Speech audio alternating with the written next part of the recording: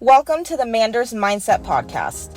Here you'll find both monologue and interviews of entrepreneurs, coaches, healers, and a variety of other people, where your host Amanda Russo will discuss her own mindset and perspective and her guest's mindset and perspective on the world around us. Manders and her guests will help explain to you how shifting your mindset will shift your life.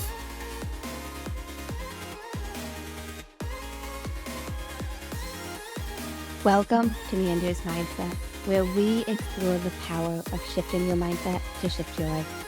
I'm your host, Amanda Russo, and I am here today with Laura Bratton. She also joined me on Breathwork Magic, where we spoke about how the breath helped her light up her life. Today, I am here to delve down her journey even further and even deeper. At the age of 9, Laura was diagnosed with an eye disease and faced the difficult reality that she would become blind. Over the next 10 years, she experienced the traumatic transition of adjusting to life without sight. She's an author as well, and she founded the UBI Global, which is an organization that provides speaking and coaching to empower all people to overcome challenges with grit and gratitude. Thank you so much for joining me again, Laura. I really appreciate it. Absolutely. So that's an amazing bio, but I'd love to know who Laura is at the core. So if I had to only sum it up in one word, it would be courageous. I like that. Would you say you've always been courageous? Yes, but in a different way. So as a child, before I received the diagnosis, or I should say, before I started losing a significant amount of sight, I was courageous in the sense of just being a fearless, outgoing. I would try anything. I was just climbing trees, riding bikes, whatever the neighborhood kids were doing. They were older than me, and it probably wasn't safe for me in my age. I was trying. So, yes, very courageous in that outgoing, fearless way. That courage had to deeply shift as I experienced losing my sight and have gone through the traumatic transition. That courage has developed into a deep tapping into our inner strength and tapping in to a courage that lives and acknowledges and validates the pain and still chooses to move forward. That's amazing. Can you take us back a little bit? Take us down memory lane, your upbringing, childhood, a little bit about your family dynamic. I grew up in the Southeast, in the Deep South, in a very typical Southern environment. One older brother, my mom was a teacher, my dad was in real estate. We grew up as Christians, and it wasn't, are you a Christian? It was, are you Methodist, Baptist, Presbyterian? Oh, or by the way, are you Catholic? That was just our world, our community. You just assumed everybody was Christian. So as I described, I was just a fearless, outgoing, did not meet a stranger. I would talk to a brick wall for hours if I needed to. Hence why my profession is a speaker. My brother's like, of course that's what you do in your profession, because you never stop talking as a child. So yes, my upbringing, the first 9 years, and even I would say like 10 to 12 years, were very, quote, normal, that Southern typical life I just described. It all changed as I started to lose a significant amount of sight. Now, you didn't lose all the sight at once? No. So it was gradual. I lost a significant amount of sight in late 8th grade, so the end of middle school. And then through this 4 years of high school, I would lose a significant amount of sight and then plateau. So by the end of high school, I have what I have now. So total like vision loss, completely blind, just a very limited light perception. So I always say it was slow and fast at one time, because it wasn't fast in the sense of you wake up one day and go from 20/20 to no sight, but it's incredibly unusual for anyone, especially a healthy teenager, to lose your sight completely over those number of years. That's highly unusual. So that's why I say slow and fast all at the same time. You mentioned that you used to be into climbing trees and riding bikes and all that stuff as a kid. Yes. And now that shifted for you as you got older. Did Yeah. that? Yes. So I wouldn't describe this as I was going through it, but now looking back, that fearless, extroverted, daredevil kid that would try anything, do anything, that outward fearlessness then turned into I had to turn that inward into an emotional, mental strength for pure survival as I went through the vision loss. So I still had that fearless, extroverted, daredevil spirit. It just looked completely different. Does that make sense? Like, it looked like, as a child, it could be the climbing trees, being outside, never being a stranger. And then in those teenage years of adapting to the vision loss, it had to be turning that inward to have the inner strength to keep going. That makes a lot of sense. I'm curious how you first noticed you were starting to lose your vision. That was not me. That was my parents. So the vision loss at 9, when my parents took me to the doctor, was so subtle, I didn't even notice it. So it was my parents noticing just slight changes. My dad would notice when he and I would go play golf, oh, she's not tracking her ball quite as well. My mom would notice at night, she's holding books a little bit closer to her face than normal. It wasn't anything dramatic. So they just assumed, oh, we'll just take her to the pediatric ophthalmologist, do our yearly checkup. She'll get some glasses if needed, and we'll go on with our life. They never thought or even entertained the idea that it would be a major problem, that it would lead to blindness. It was just, oh, let's get her some glasses and move on with life. Oh, wow. I got chills when you said that. So they didn't even know it was like a permanent thing. Oh, no clue. Absolutely no clue. They just thought, oh, she's nearsighted, she's farsighted. So our friends wore cute pink glasses. Oh, well, she'll just need a pair of glasses. No, they had no idea, no hint that it would be something significant and change our whole world. Now, when you first went to the first doctors, were they able to tell? Yes. And I still, as a 9-year-old, it was about a month before my 9th birthday, I still remember sitting in the doctor's office, and your eyes dilated and you've read the big E and all the letters on the chart. I did all that. And when he shined the light in my eye, he just rolled back from me and just looked directly over at my mom and just said, there's a major problem going on with her retinas, and I have to refer you to a retina specialist. And my mom's exact response was, okay. And, she's obviously in school. Let's just schedule it for maybe sometime during the holiday break at Christmas, around the December, because we've got our summer plans, right? And he said, no, don't think you understand. I need to work you in she needs to see a specialist now. Call your husband, get him to meet you. You're not going to eat lunch. Go straight to his office. He'll work you in during his lunch break.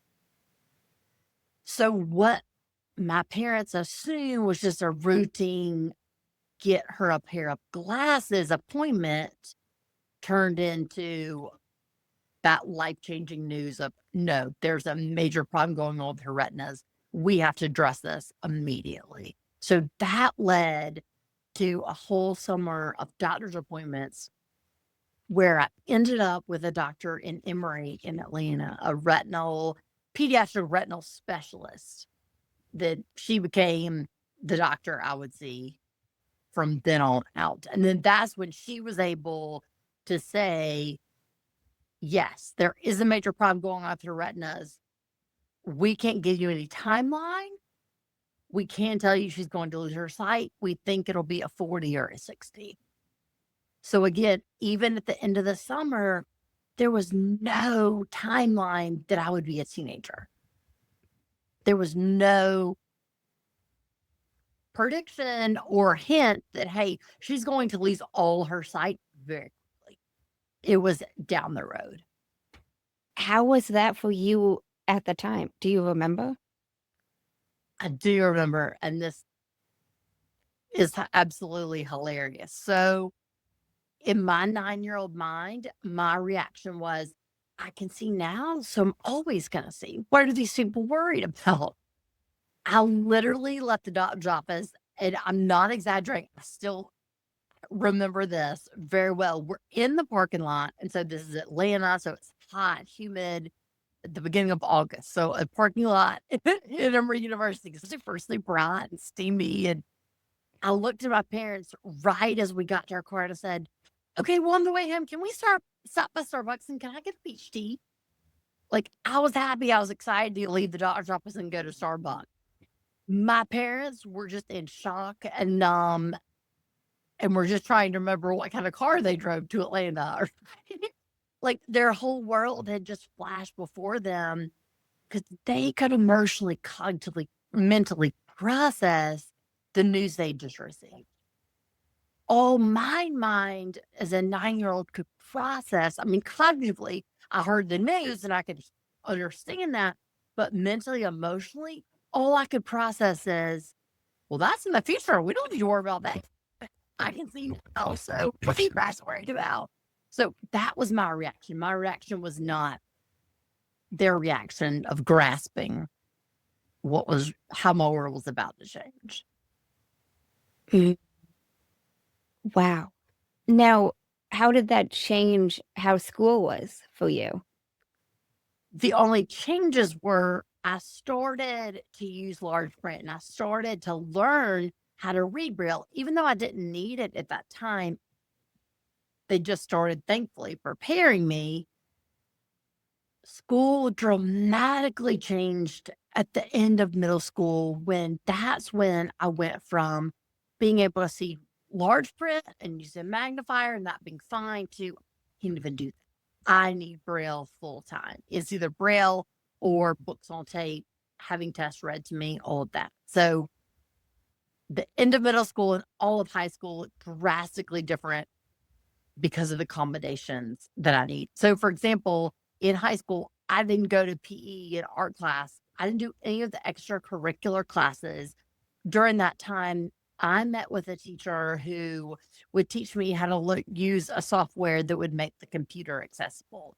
Or I would meet with that same teacher, then she would take all my work and put it into Braille. I would work on my work that obviously took me longer to do that I wasn't able to finish in that class period. So school is different because I had to learn how to adapt and adjust and learn what resources I needed. That makes sense. Now, you said Braille. You put it into, what is that? So once I was not able to read large print anymore, then I started using Braille books. So rather than my books being in print, my books were in Braille. So then I would learn to read Braille with my finger, just like kids learning print, learning the alphabet, to feel the alphabet in Braille, and then learning to read different words. Now, I don't use Braille much at all because of technology. Technology is so increased that everything's done on the computer. And so thankfully with technology, I don't use Braille much at all. I didn't even know what that was. That's cool, though, that you had that as an option, like being able to use other senses, you know? Yeah, right. And how was that working with that teacher? Do you feel like she helped you? The hardest part was not the learning Braille or learning computer software or, taking extra time on tests or assignments. that was difficult. What was the hardest part was the emotional component. Because as I'm in high school, all I wanted to be was like all the other people in high school. I didn't want to be different. I didn't want to be labeled, the blind girl, disabled, whatever. I just wanted to be normal. So the hardest part was not the adapting and adjusting physically, it was the mindset. I get that even more so in high school. None of us want to be that different kid, that kid who has any sort of thing that makes us stand out from the crowd, you know? Right. So what would you say your mindset was in high school? So in high school, first it was denial, but the denial did not last. What did last for throughout high school and even into college was the deep anxiety and depression. And that came from the grief of, yes, clearly losing my vision, but also just grieving what we just talked about, grieving that normal life, that normal teenage experience. So at one time I was grieving two major losses, that normalcy, and then also grieving just losing my vision, knowing how easy life was with sight and now not having that sight. So knowing what I was losing, what I was missing. So that's what led to the anxiety, the panic attacks, the deep depression, because I was grieving two incredibly significant parts of teenage life at the same time. That makes a lot of sense. Even besides this diagnosis and this experience that you're now living, you're grieving what you couldn't live. Right. 100%. I'm curious, how are the other kids to you? So remember, Lou, and I'm only saying this because of the context. Remember where I said I grew up? So growing up in the Deep South, the gift was everybody knew everybody, right? Like my close friends, not only had they been my close friends since kindergarten, her parents grew up together. So there's this deep fabric of foundation. So I say that to share my close friends thankfully remained my close friends because they knew me forever. It wasn't like we were just becoming friends. They knew me truly, literally, since kindergarten, since we could both walk, and our parents knew each other. So because there was that deep foundation, I had the gift of my friends that were my close friends. That was a gift. They responded well because they knew me as Laura. They didn't just know me as like a girl in high school. What was incredibly difficult is those people that I was just meeting in high school. They went to other middle schools. We didn't grow up together. How they treated me was I became invisible. A lot of people instantly assume, oh, yeah, you were bullied. It was not bullying. It was I was invisible. So we could have a conversation at the lunch table and it could be two of my close friends and one friend that I didn't know as well. And they literally wouldn't address me. I would say something and they would talk over me. Or even when I would speak to them, they would just not even acknowledge I spoke, just talk to the other two friends. So it was deep, just I was invisible. How was that to deal with? That said to me, you are not worthy. You are not enough. Wow. How did you shift to not feeling that way anymore? That took years. The way that I shifted was focusing on the support around me, the people around me that did believe in me, that did show me through their actions, you are worthy. Focusing on those people to carry me through when I didn't think I was worthy. And then eventually getting to that point of developing self-compassion. And that's what I want everyone listening to our conversation to take away. When you have others saying, you're not worthy, you're not enough, we eventually have to get to that place where we know and trust and believe in ourselves we are enough. And so developing that deep compassion, that deep self-compassion, for me only came because I first had others that said you are worthy. Not everyone. And I want to make that point very clear. It's not when everyone says, oh, you're worthy. Oh, you're enoughness. That's not like, I just meant like you are enough. It doesn't take everyone in our life. It just takes that one person, those few people to say you're worthy, you're enough, that then we can believe it for ourselves. And then we have to develop that self-compassion. So now when someone doesn't speak to me, when they do ignore me, which still happens all the time in so many different situations, I'm able to say, okay, they did not acknowledge my presence, yet I still believe in me. I still know I'm worthy. I still know I'm enough. That's very powerful. That's great that you're able to do that now, Laura. I think that makes a lot of sense that you mentioned having even one other person that tells you that you are and makes you feel worthy. Yes. Yes. You hit the nail on the head, when they didn't directly say to you, you're not worthy, you're not enough. It was just the ignoring, the saying nothing to you, the talking over you. And I think sometimes that happens to us, even if it's a different circumstance, people might not be saying to us directly, you're not enough, but the other things they say or their actions might be showing us that's how they feel. They're saying it through their actions. I agree. And sometimes that's almost worse. Oh my gosh. Thank you for saying that. I agree. It's almost like if I could go back and I could choose, I almost wish they said to me like, oh, what are you talking about? Oh, you don't know what you're talking about. Like, or I wish they would have said something that would have been better. Thank you for saying that. I totally agree. Yeah. Looking back, if I could, I mean, if I don't want to do it over, but if I had to, yeah, I almost wish they would have said something because that would have given me that little morsel of like, well, maybe I'm kind of sort of enough. That would have given me like a foot in the door. Yeah, you're 1,000% right. I agree with that. That's so tough, Laura. It's so tough.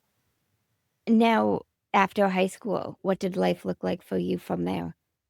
So I went to Arizona State and I majored in psychology. And the reason that I majored in psychology was because I was just through my own personal experience, fascinated by how our mind works and how we heal from major trauma. Because also college was deeply healing for me because going to ASU, I was not the only blind person on campus. I was not the only person with a guide dog. I was not the only person just with a disability in general. I was just another student on campus. And that normalcy was deeply healing. That's what taught me to begin the process of being comfortable in my own skin again. Because in Spanish class, I was just another kid in the Spanish class. In calculus, I was just another kid in the calculus class. It was so deeply healing to be in an environment where I was just me and they focused more on me as a person rather than, oh my God, you're blind. So that was deeply healing and contributed to my desire to go into psychology. I bet that was like a breath of fresh air. Literally. Yes. I literally could breathe easier. Yeah. I mean, I'm very literal. I bet. Because you got to feel that normal experience. Right. Right. Yeah. Like when someone in my dorm or a classroom that I'll talk to or whatever was like, oh, hey, you want to come to this party on Friday night? Or, oh, hey, you want to come to this event? It was like, hey, I'm just a normal teenager. Okay. I'm just another freshman or junior, whatever. So, yeah, you're right. It was literally a breath of fresh air. That's amazing. So you enjoyed your time at Arizona State? Oh, loved it. It was so healing. That's amazing. Post-college, where'd you So go from there? post-college, then I did a Master of Divinity at Princeton. And the reason I did the Master of Divinity is because I was fascinated again by how our mind heals as we go through loss, as we go through trauma, because I realized from my own personal experience, healing was not just psychological. Healing was a mind, body, spirit connection. So I want to study academically how we heal spiritually, mentally, emotionally, cognitively, all connected, all intertwined. One was not separated from the other, they were all connected. So that was the reason for going into the divinity. And I just want to share that experience was so completely different than college, where college was healing because I was not the only one. Grad school was healing because I was the only one, but that taught me how to advocate for myself. And so I just want to provide that resource to everyone listening. There becomes a point when we've experienced trauma and loss, and when we're regaining that confidence and being comfortable in our own skin, to know how to advocate for our needs. And it's not that screaming, demanding. It's not that just being loud for the sake of being loud. It's being able to say, I need double time on my test because using the screen reader takes me twice as long. So it's learning how to communicate our needs and why we need those needs so others can meet our needs. So it's not assuming, hey, I know my professors instantly know what I need as a student who's blind. It's no, it's me being proactive and saying, hey, professor, this is the need I have, and this is how I need you to meet it. So I just want to give that power, that permission to everyone listening. There's deep healing in learning how to advocate and know what we need and why we need it. I bet that made a big difference for you. Even like comparing back to high school to that experience in your master's, being able to advocate what you needed. And that's an experience. What that also taught me that I want to remind and show everyone through my experience. There's so much in life we cannot control. Yet what we can control is our minds. I could not control I was going blind. Everyone listening cannot control our circumstances, the trauma, the loss, the difficulty, the adversity. What we each can control is our mindset and our response to what is happening to us. So that's the power of our mindset. And that's the power of you and I connecting today, is that's what we can control. When did you discover that you can control circumstances and your mindset? It was in, that's a great question. It was in time at Princeton, and it was honestly through a course I took in mindfulness. Because again, I thought I couldn't control the anxiety. I couldn't control the depression. I couldn't control even my breath. And that course, learning about mindfulness, taught me that I can control my thoughts. And so that's when I learned, oh, I do have control over this anxiety. Yes, I'm still going to feel anxious, yet I have control over how I respond to it. So again, I don't want to paint the picture, because absolutely was not this like monumental moment or a woke up one day is that, okay, where's control the bullets? But it was a series of steps when I learned I can control how I respond. Yes, I will still have anxiety, yet I can control what I do with things. And that was deeply healing because it gave me some sense of control in my life. That makes a lot of sense. Did life start to shift for you after that experience? Completely. Because it gave me empower. It gave me something to focus on rather than just thinking, oh, I'm just out of control and I can't control this anxiety, depression, grief. I can't control it at all. I can control my thoughts, my emotions. Or, no, I'm curious how grit and gratitude helps you throughout all of this. So grit helped me in the perspective of, first I want to define how I describe grit, and that'll make it obvious how it helped me. So I define grit, and I speak on this and work with people on grit is having that courage, that tenacity, that grittiness to acknowledge our pain, to validate our pain, and then still choose to move forward. So grit is not just sweep it under the rug, get over it, suck it up, move on, don't share your feelings. It's acknowledge anxiety and still choose to send that email and make that phone call when we feel anxious. So for me, it looks like acknowledging, feeling, yes, I'm deeply panicked right now. Yes, I feel like I can't get my next breath. I choose to sit in this anxiety and then try to take that next breath. So again, it's validating our emotions and then choosing to move forward, even when it's not easy, even when it doesn't feel perfect. So that's the grit part. The gratitude is recognizing what we're thankful for and appreciative that helps us navigate through life. So gratitude is not the positivity, Pollyanna, happy, smiley. Use gratitude to cover up our pain. Gratitude is acknowledging in the panic attack, in the depression, what am I grateful for that helped me get through that panic attack, through that depression? What you're grateful for that helped you get through it. Okay, I like that perspective. Now, what were some, if you don't mind me asking, even one of the things you were grateful that helped you get through it? So I was deeply, deeply, deeply grateful for my parents that taught me, but yes, I'm so overwhelmed by the future. And yes, all the questions I'm asking is real. What I'll have to do today is focus on this moment.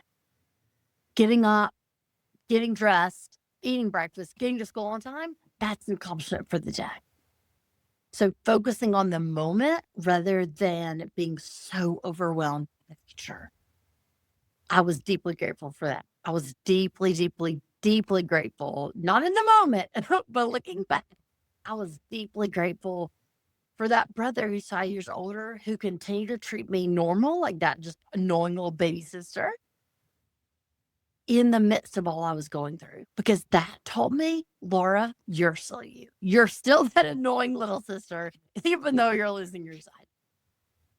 I was deeply, deeply grateful to receive a guide dog. No, I wasn't grateful to need a guide dog, yet I was grateful to have a guide dog that helped me navigate this world. And even now, years later, as I've been practicing grit and practicing gratitude every single day, some days my gratitude looks like this day was hard and I'm so grateful. The day's over. So I want to make it very clear. It's not, again, being happy, cheerful, joyful, excited, and covering up our pain. It's acknowledging, okay, this day was really, really hard. Barely survived this day. I'm grateful that it's over. I'm grateful that tomorrow is a new day. I'm grateful that I get to lay down and try to go to sleep. So it's not always, I'm grateful for this and that in my list of 24 things. It's just being grateful the day's over. Grateful that I survived the day. Grateful for that piece of chocolate. Grateful for whatever it is, big, small, just that reframe that helps me not to focus on the anxiety, the depression, to reframe the mindset of gratitude. I love that perspective shift. Even if it's a bad day for whatever the reason, like you're grateful the day's over. You're grateful you get to lay in bed. I love that. Was there something that helped you have gratitude over something small like that? What first started that this whole gratitude perspective was a conversation that I had with a mentor in high school. And I don't remember what we were specifically talking about one day, but she said, what I do remember is she said, Laura, I want you to develop a mindset of gratitude. And every day I want you to be focused on 3 things you're grateful for at the end of the day, not for family, friends, shelter, but very specific from that day. And so her teaching me that forced me each day to think about, okay, what am I grateful for from today? So that's what got me in the perspective of, okay, what's those small things that I'm grateful for? The sunshine, the birds, the fresh air, the rain today. Because every day you can't say family, food, shelter, right? You have to get very specific. So her asking me that forced me to develop this mindset where now, no, I don't end these chasing. Okay, I got to think of 3 things I'm grateful for. But now, just throughout the day, I think of things. So when I feel the sunshine, I just, oh, I'm grateful for that. I'm excited. I'm grateful that I can experience that. And so I just notice and recognize as things in life happen. But again, that's after years of practicing gratitude. That's not instant. That didn't happen right away. But yes, to answer your question, how am I aware of the small moments of gratitude? It's because she invited me to think about those things from each day, not just overall family, food, shelter. I love that. A woman I read a few books on had talked a lot about that as well. Things you're grateful for from within the last 24 hours. Because a lot of times it's kind of easy to come up with the big things, Big like things, very easy. I'm grateful for my parents. Those kind of come quickly. And it almost forces us in a way to be more present. It absolutely does. And remember more about our day, right? Just be more aware. Even the little things that you might not have normally appreciated. Somebody holding a door for you. It could be something little. Right. And so that's what I just want to encourage everyone, that even in the midst of trauma, whether things are going good or bad or just every day, just mundane, focus on the gratitude, because that gives us strength. That gives us strength to navigate through the day, regardless of the circumstances. I completely agree. Now, I'm curious. You've mentioned courageous a lot. How would you define courageous? Having that inner strength to have self-compassion. And the way we have self-compassion is, again, acknowledging the hard, validating the hard, and then still choosing to move forward. So again, when I'm feeling panicked, not just saying, oh, self, get over it. I got to be strong. I got to be courageous. Move on. That's courage. No, rather than saying, okay, self, I'm really panicking right now. I'm really about to have this deep panic attack. I hardly can get this next breath.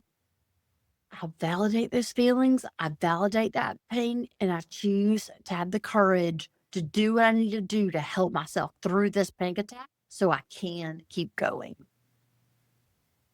Wow. So again, courage is not, oh, I got to be strong. I got to ignore the pain and swallow that. The feeling, it's acknowledging the feeling, validating the feeling, and choosing to have the tenacity, the strength to move forward. I love how you mentioned validating it and acknowledging it, not just brushing it aside or passing it by. Now, I'm curious, and I am sure you've had many of these, but I'm curious what you would say your biggest or one of your biggest aha moments was that you had in your life. The biggest aha absolutely have is realizing the inner strength we all possess. Countless people have said to me, I don't know how you do it. You have such incredible strength. You're superwoman. You're amazing. You're inspirational. And my exact response is, if you were forced, you would have the strength to. Yeah, I don't have some amazing superwoman strength that only I have. I'm just having to tap into the human spirit in a deeper way than most people are having to tap into.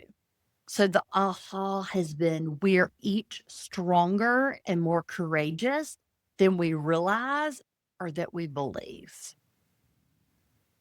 I'm sure you've heard from a lot of people about that. You're strong and you're courageous and superwoman. But that makes so much sense.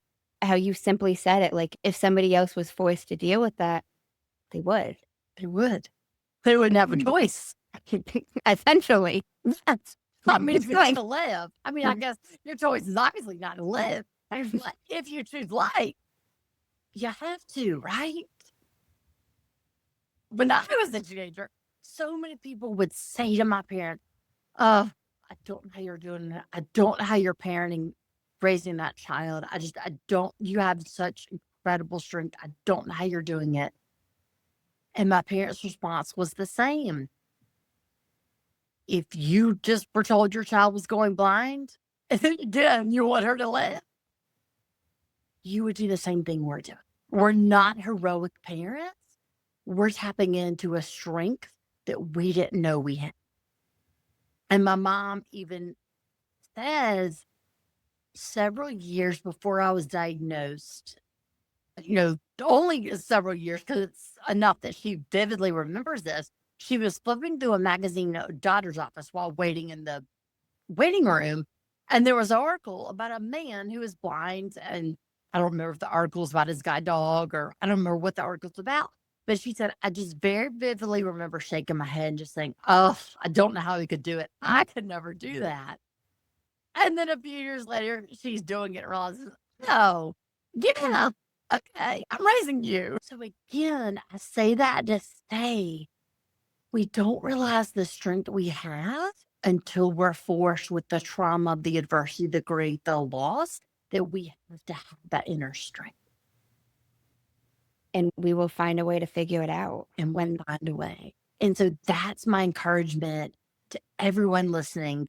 You have the strength. You are enough. You are worthy. Your gifts are needed and matter to this world. So it's not a question of, am I worthy? Am I enough? Do I have gifts? The question is, how do I tap into those gifts? How do I develop the self-compassion to know and believe that I'm worthy, that I'm enough? Because it's not, am I? It's, how do I find it? How do I live into it? Wow, Laura, I never thought about it like that, but it's so true. Any people that we hear about or that we know go through any of these big traumatic changes.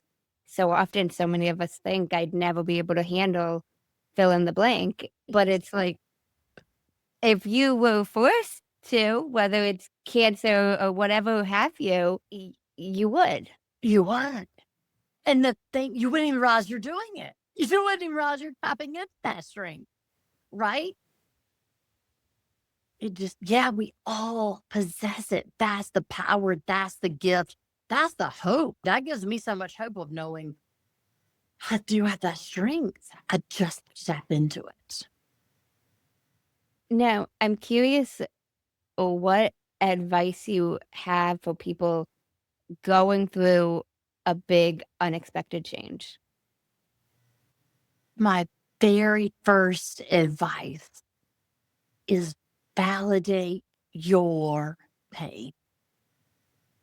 Validate your pain. And the reason I say that is from my own lived experience and from the people that I've worked with. We want to, as soon as the situation happens, we want to jump to the end solution and say, let me get there.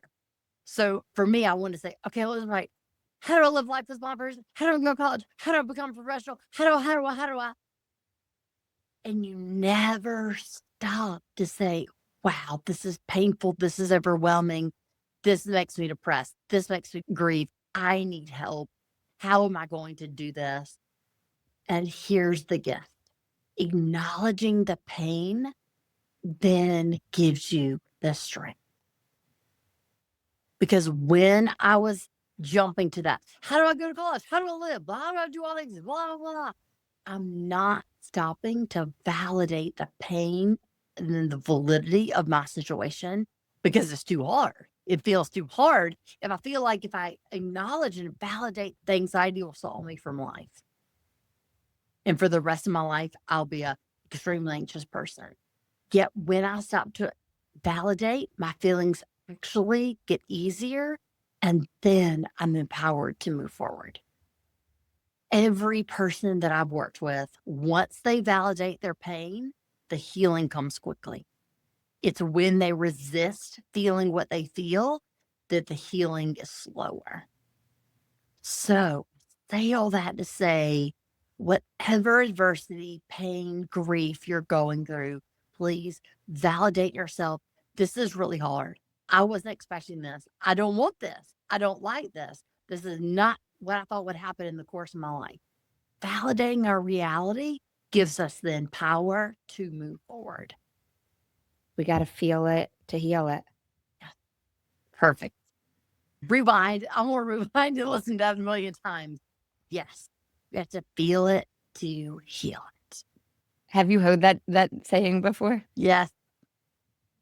It's true though, Not just a cliche. So many, everything in life, even like those small little things, and I don't even want to say that anything small, but like the things that we think aren't like a quote unquote like big change or big, even if we don't consider it a trauma, if it's something that bothers us or upsets us, like acknowledging that. We don't have to stay stuck in it, but not just bypassing how we feel about something. Right. Exactly. That was what helped you the most? Yeah, it did. Because then it gave me control. Once I acknowledged what I was feeling, I could say, oh, yeah, that is why I'm so sad. Oh, yeah, that is why I'm so angry. Oh, yeah, that is why I'm so resistant. And then I could, what you were saying, I could feel it and then do something. Now, I'm curious what your mindset around all of this is today, present day. My mindset now is constantly living in the balance of both the grit and the gratitude. So, yes, I'm adjusted. Yes, I'm adapted to life without sight. Yet I still live in a world that's completely sighted without sight. So that brings challenges and difficulty every single day. So those daily practices I have of mindfulness and gratitude and exercise all contribute to that healing mindset of helping me cope and navigate through, so that when I do have those moments where I'm just overwhelmed with the sadness or overwhelmed with the anger, overwhelmed with just the tears or whatever the feeling might be, I can instantly tap into those resources of the gratitude, the mindfulness, the courage. So the anxiety, the feeling, whatever doesn't just swallow me and say, oh no, I'm going to spend the rest of the day in this deep anxiety. I can say, okay, let me go in the bathroom, bawl my eyes out, drink some water, and keep going. I have the resources now to deal and cope with that anxiety. The anxiety does not have control over me. Does that make sense about it's not, I never have anxiety, I never have depression, I never have. It's not the absence of difficulty. It's that I've cultivated the mindset that helps me work through the difficulty. Yeah, that makes complete sense. And you have resources now to help you through it. I'm curious, kind of transitioning back a tad. You mentioned you started losing your sight at 9. How old were you when it was fully gone? Late teenage years, like end of high school. It makes so much sense, everything you mentioned about how people would figure it out, even like your mom in the doctor's office. I think so many of us think that for these different illnesses that like we wouldn't be able to handle it, or we wouldn't be able to handle it if it happened to our loved one. Like, well, what would we do? But we'd face it. We'd face it with adversity, or maybe even not adversity at first, but we'd face it. And that's where that strength comes out that you meaning all of us, we don't even know we have Until we need it. until we need it. Right. Now, transitioning a tad, you're also an author. Now, did you always think you would write a book? Oh, no, never. That's something I ask every author. I'm always so curious. Like, was it always Never. something like even in a little bit in the back of your mind? Oh, never. I loved math and numbers, not literature and English and sentence structure. And so no, but it just again and again, people were saying, "Oh, you've got to write your story. You've got to write your story." And I just, no, I'm not a writer. I'm not a writer. No, I don't want to do that. No, that sounds terrible. And one week, I had 3 powerful mentors in my life who did not know each other at all. There was no connection. These 3 people did not know each other. In the same week, they were like, "Laura, it's time to write your book. Laura, it's time to write your book. Laura, it's time to write your book." So they didn't know. It wasn't like they were tag teaming. Like, they didn't know each other. So they didn't know the other person was saying it. And so it was then I was like, okay, it's time to write my book. And so I wrote it as a resource for people going through trauma, going through loss, going through adversity, to have a guide, not to have a 1, 2, 3 self-help book, but rather to have a resource, a guide that they could pick up whatever the adversity was and have those resources of grit and have those resources of gratitude they could lean on and depend on and use as they navigate through life. Wow. Now, approximately how long ago did you write the book? So the book was published in 2016. Oh, wow, a decade ago. Yeah. It's been a long time since you wrote that. Been a long time. No, I'm not writing the same book. Let me answer that question before you ask. And you would never. Well, I shouldn't say every. Most authors I've talked to, we all say the same thing. If I knew how hard the first book was going to be, I never would have read that. And that's totally my reaction. Now that I know how hard it is, wow, that's really hard and a lot of work. It sounds romantic. I'm an author. Oh, I'm going to lock myself in a cabin and write. It sounds romantic. No, it's not. It's painful. The editing process with the editor, with the publisher is deeply hard. So it was a lot of work. I have no desire to write another one. No desire? No. I want to speak on it. I don't want to write on it. I will speak on it all day long. Oh my gosh. If you could go back in time, would you still write the book? Yes. It was Why do you- deep. It was deeply healing to get it all out on paper. Just get it. Well, not just say out on paper. It was deeply healing to get it out of my body. Yeah, I didn't realize the healing resource that would be. So it's been healing to get it out of my body, and it's been healing to learn how other people in so many different situations have used these resources.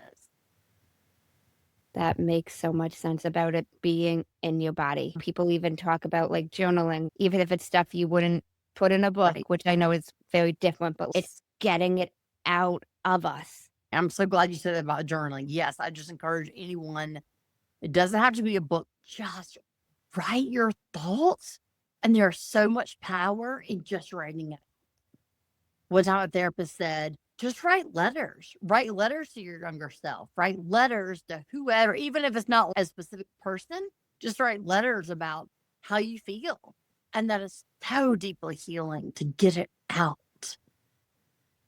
I like the idea about writing letters to people because I've even worked with some clients who have mentioned to me not knowing what to write when journaling. Right. Where do I start? So I like the letter to somebody, even if it's somebody you know, or even if it's a fictional person. Even to seriously, that is sometimes deeply healing if it's a fictional person. You can just kind of make up who you want to make up.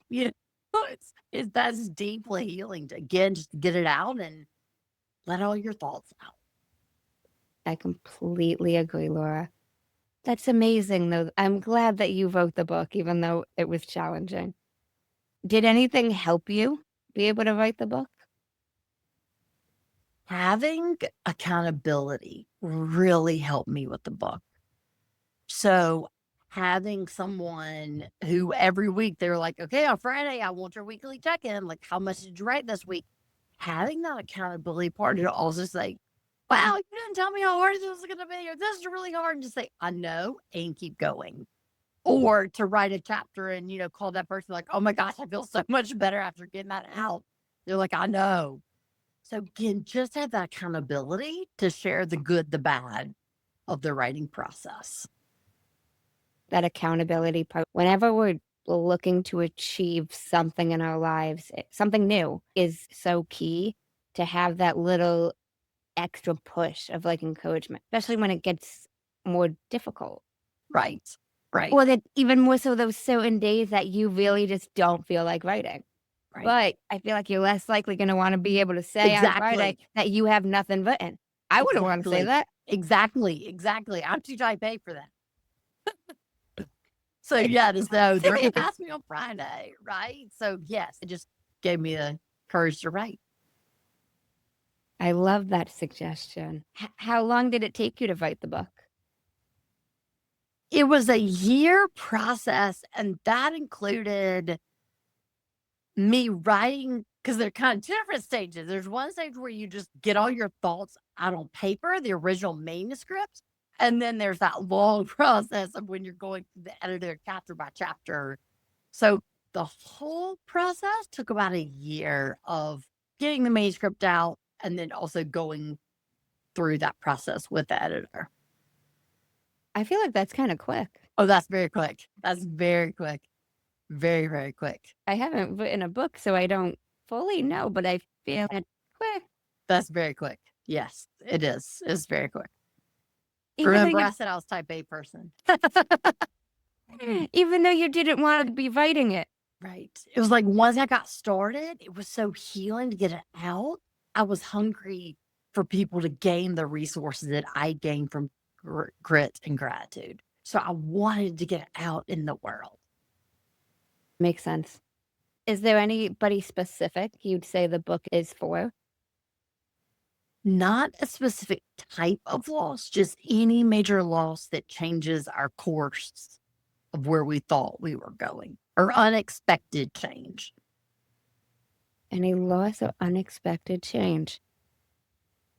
That's amazing, Laura. Good for you on getting it done so quickly, too. Now, you founded an organization as well that provides speaking and coaching to empower people. So my mission, my goal is also the same as the book. It's to speak and coach people on how to use these resources of grit and gratitude as they navigate through change. So that change doesn't just stop us, prevent us from moving forward, but how do we apply the grit and how do we apply the gratitude when navigating through change? How do you help people with the speaking?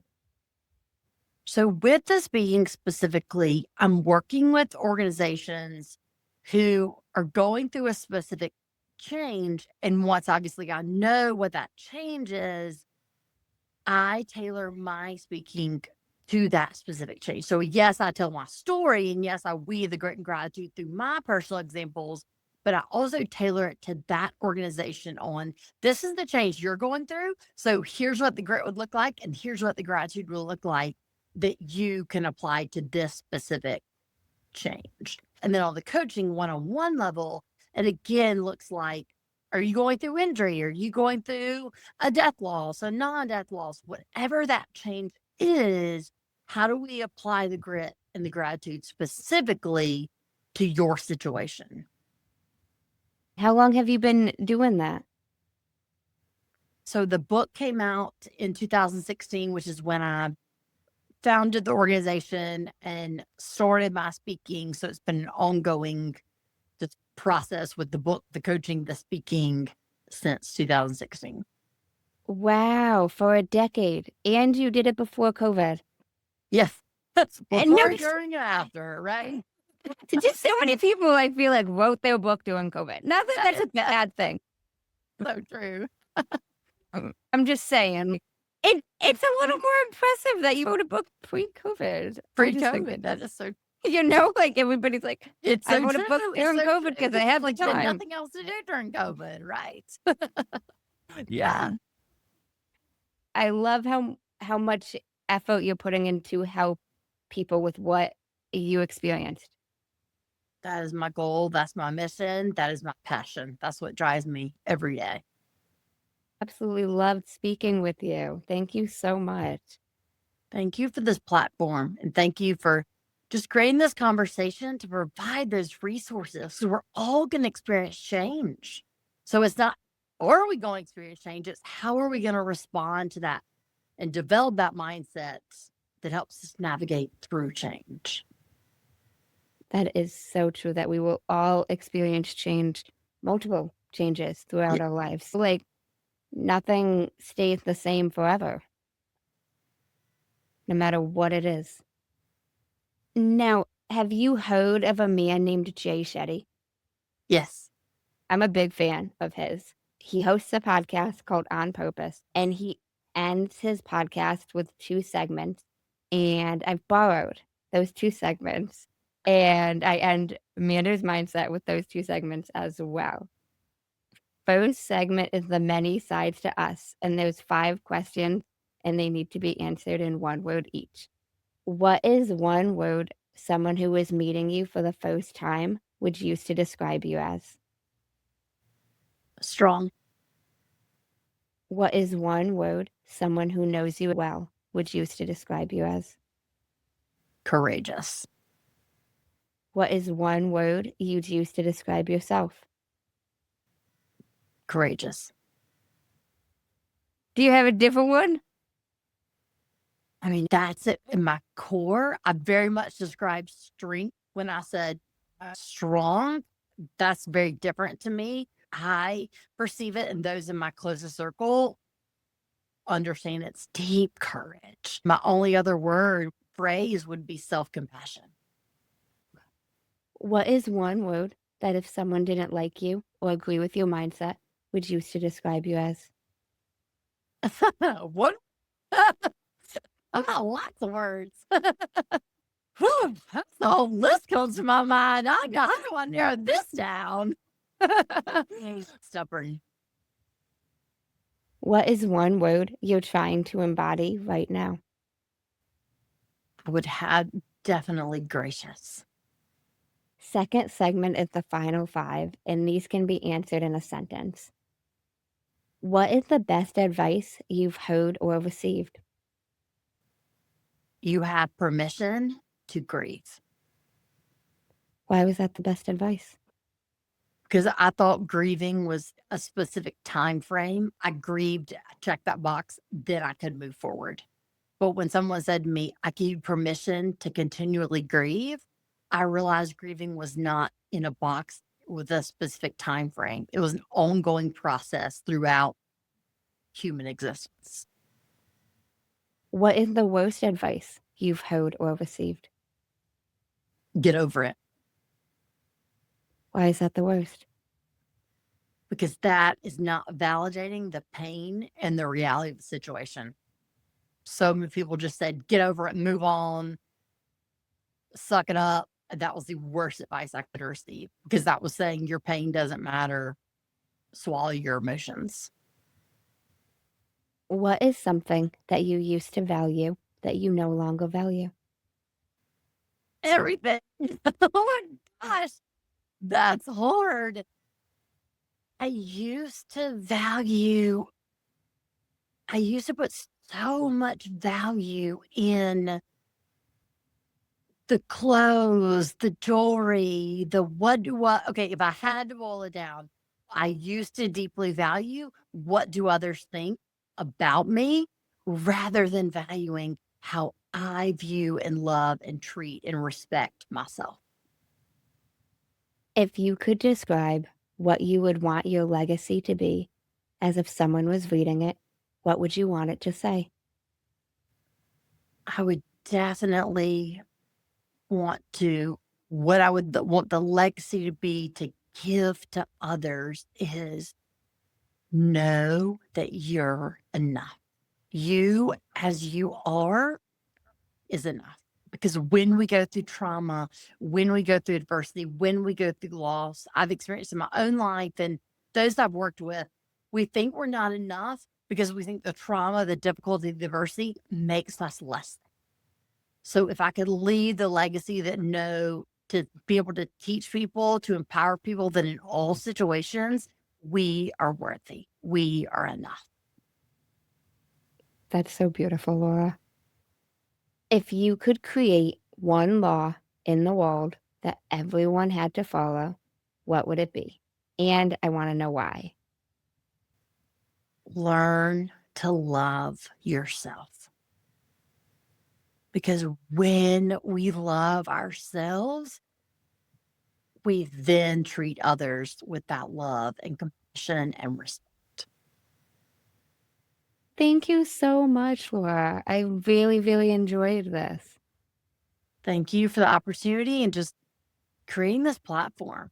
And I love just the emphasis on the mindset and how we can develop that mindset as we move forward. Because there's so much in our mind we can control when there's so much outside of us we cannot control. So true. I will link your website in the show notes. Are you active on any social media if anybody wants to connect? Yeah, so I'm active on LinkedIn. I will link that as well. Anything else you want to share with the listeners? No pressure. Just in closing, the whole thread of this conversation has been tap into that strength of what we can control. And that strength of what we can control is our mindset. Thank you, Laura. And thank you guys for tuning in to another episode of Manders Mindset.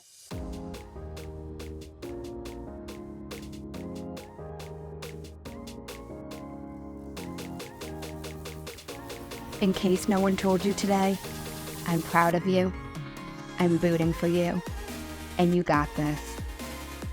As always, if you enjoyed the show, I would really appreciate it if you would leave me a 5-star rating, leave a review, and share it with anyone you think would benefit from this. And don't forget, you are only one mindset shift away from shifting your life. Thanks, guys. Until next time.